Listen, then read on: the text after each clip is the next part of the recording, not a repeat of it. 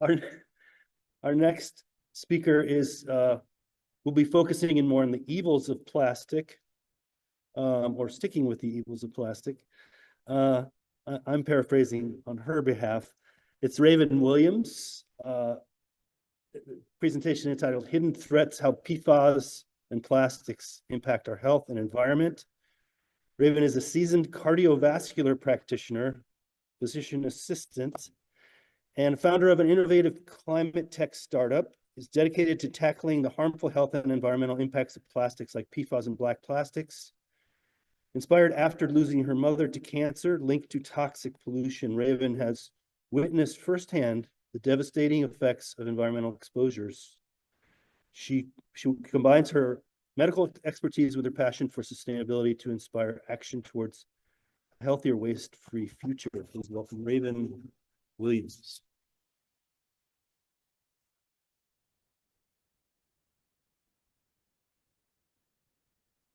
Just up here. Thank you so much for the introduction.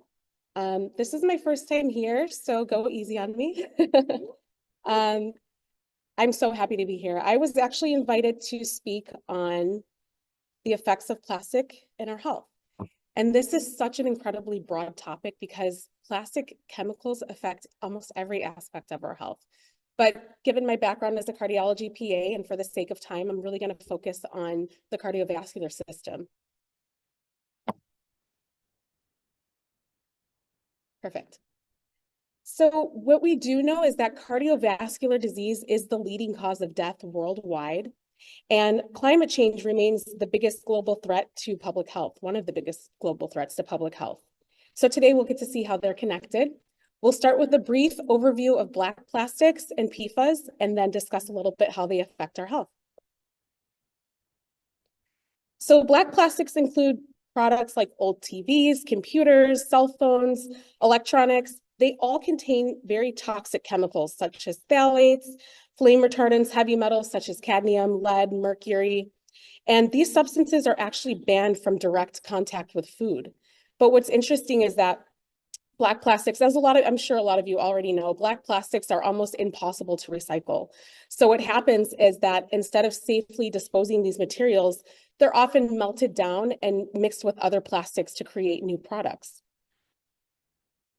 The issue with that is that there are no real regulations that prevent these toxic chemicals from entering into our everyday lives and the things that we use every day.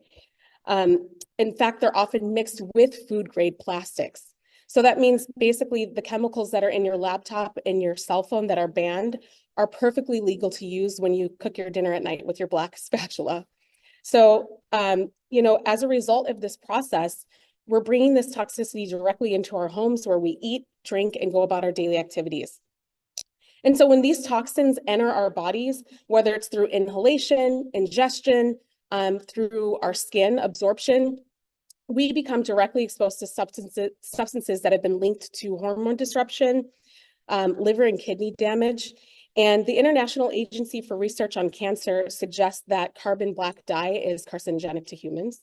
So lots of exposure just with everyday activities that we may not even recognize are toxic to us. So let's shift to PFAS. Oops. Oh, you guys didn't see the slide, did you? Okay, but everyday household items that are considered black plastic, that kind of underscores the point.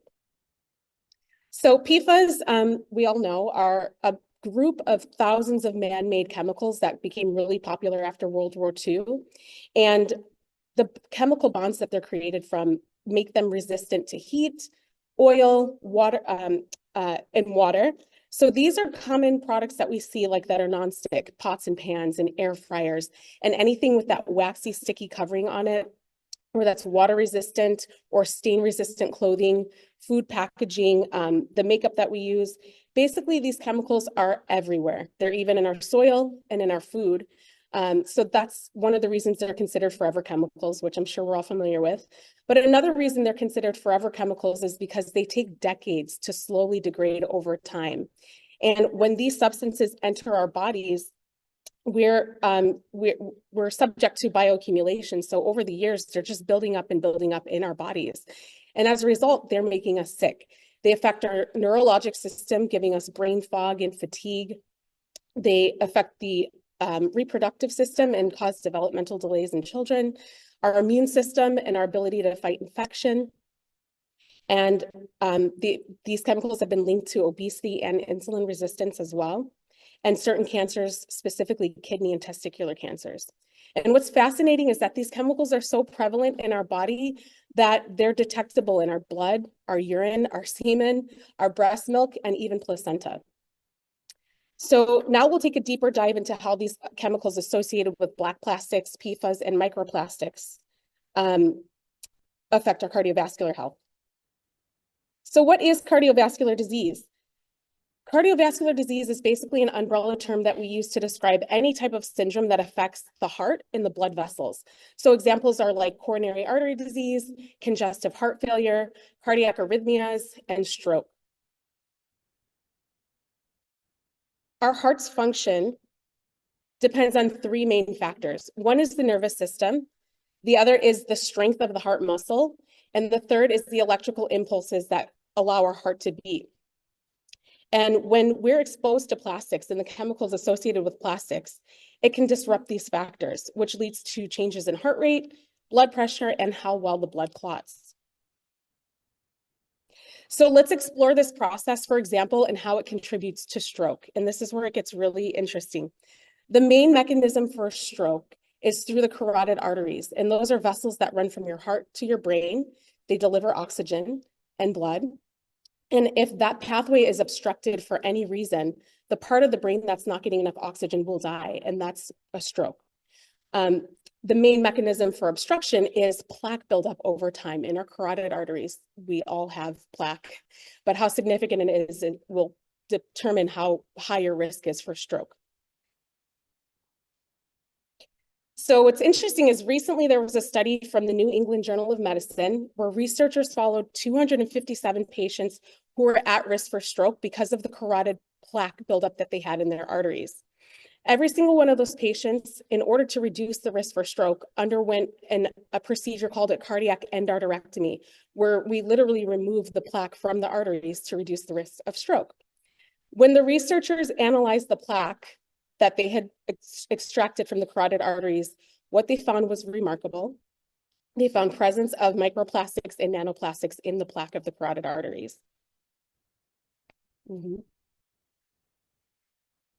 So the group that completed the study, they were followed for about 33 months, and among them, 58.4% of them had detectable levels of polyethylene in their carotid plaque. Additionally, 12.1% of those patients also had measurable amounts of polyvinyl chloride in their plaque. So yes, plaque was found in the carotid arteries, but why is that so dangerous? What's the issue with having plaque in your arteries? We'll take it a step further. It all comes down to inflammation and oxidative stress. So if you don't take anything else away from this talk, just please remember that plastic exposure causes inflammation and oxidative stress. And that is the trigger of the cascade of devastating events that we're exposed to when in almost every aspect of our health when we're exposed to these chemicals. And this diagram basically demonstrates that. The study measured 4 inflammatory markers and markers for immune cell infiltration and found a direct correlation between the amount of plastic in plaque and higher levels of inflammation and immune response in the arteries. And so what's fascinating is that this study reveals a whole new cardiovascular risk. Historically, we focused on diabetes, cholesterol, smoking, obesity, family history. Those are the things that historically have been associated with cardiovascular disease. But now we can add plastic to the mix. So to wrap up, I'll summarize what we talked about and then discuss how we can mitigate our risk. We've explored how black plastics, PFAS, and microplastics infiltrate our everyday lives, from cookware to food packaging to water supplies, and even in our bodies. And there are many challenges when it comes to regulations. These chemicals don't just persist in the environment.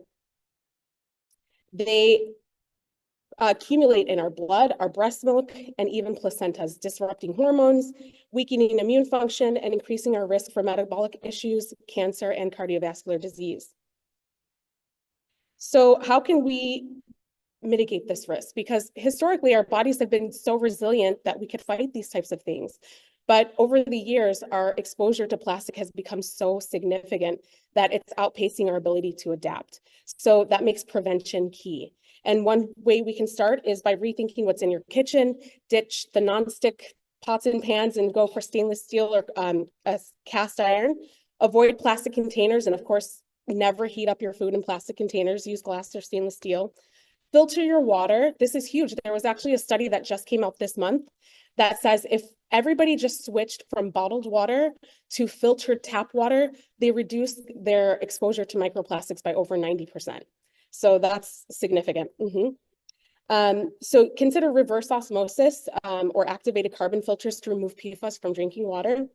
Being mindful of consumer goods. So anything that's resistant, stain resistant, water resistant, grease resistant, just avoid all those products. Even in your makeup, try to use, or makeup or skincare products, consider things that are free of PFAS. And another thing we can do in terms of prevention is to rethink food packaging. And we've heard a lot about single-use packaging and reuse alternatives today, but I've personally spent the last few years redesigning the way we package and consume our food. And I have a personal project called Take It to Go. It's built to reduce the plastic waste in the food and beverage industry by creating practical solutions, practical reusable alternatives that people will actually want to be a part of. I've really made that the key. So if you want to learn more about that, there's a slide at the end. Please take a picture of it, scan the QR code, and reach out to me if you want to learn about that project, because it's going to be huge on a community-wide basis in terms of reducing plastic waste in the community. But back to finishing up, what if we're already exposed? Like, we can prevent these things. We could take steps to prevent these things in our household, but what about the bioaccumulation? We have the chemicals in our body. They've been building up for years. What can we do about that? Well, you can support your body's natural detox pathway. You can optimize your vitamin D3, antioxidants, omega-3s. That combats the inflammation aspect of it. And under the guidance of a medical provider, you can consider binders like activated charcoal for toxin removal. And as a final thought, Steve, as a final thought, we cannot expect to completely eliminate our exposure. That would be impossible.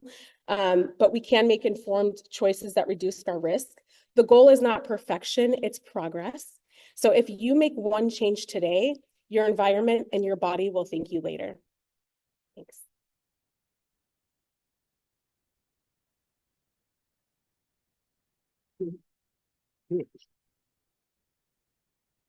Questions, anybody? So we're up to questions. One out here. Okay, go. I have a quick question. How does the study look at the health impact and environmental from microplastics? I got just a little bit. Would you mind repeating that just a little bit more? I'm so sorry. Yeah. Speak loud, speak loud. The health impact on particles from microplastics specifically? It sounds like you're asking about the research that confirms the studies that I kind of highlighted in the talk, and I certainly can, I have that on hand if you guys want to reach out to me later. You said something about the disproportionate exposure rate, and then again, you trailed off, so I couldn't hear the rest of it, but happy to answer any questions offline that aren't answered today.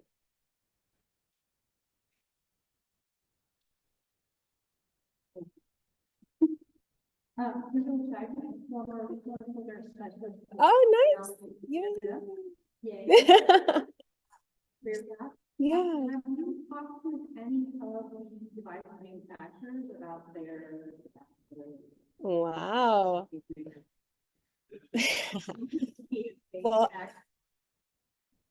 that's a wonderful question. And I work hand in hand with them. I work in electrophysiology, so devices are our thing.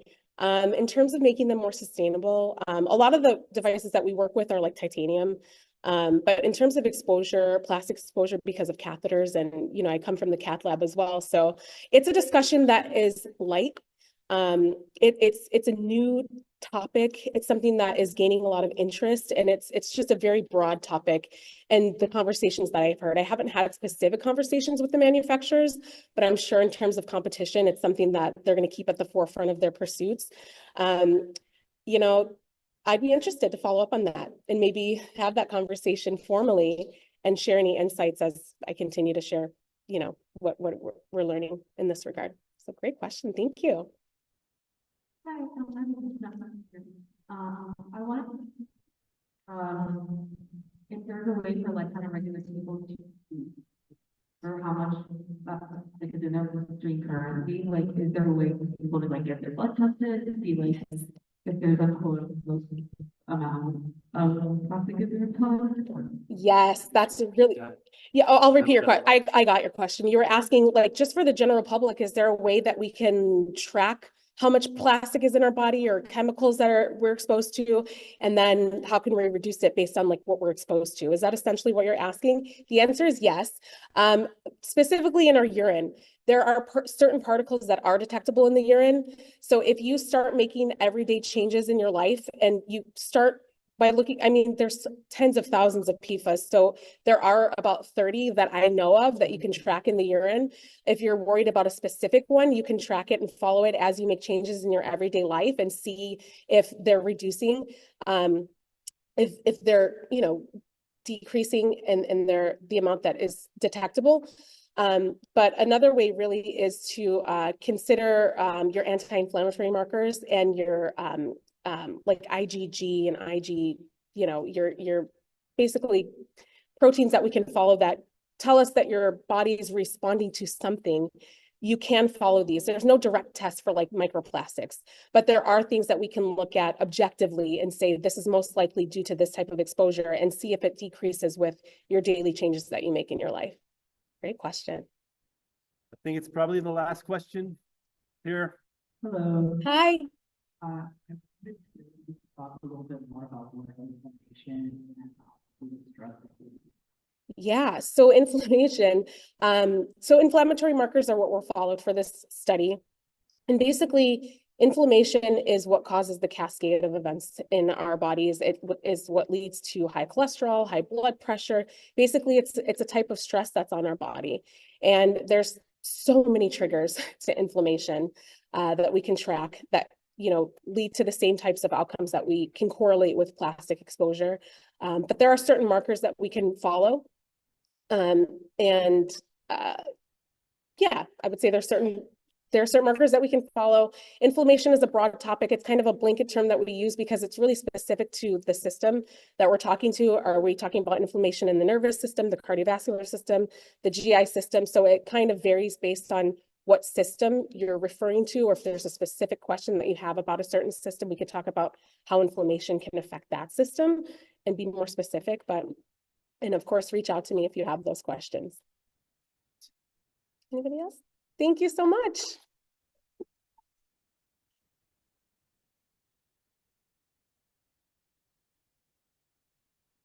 Thank you. Thank you.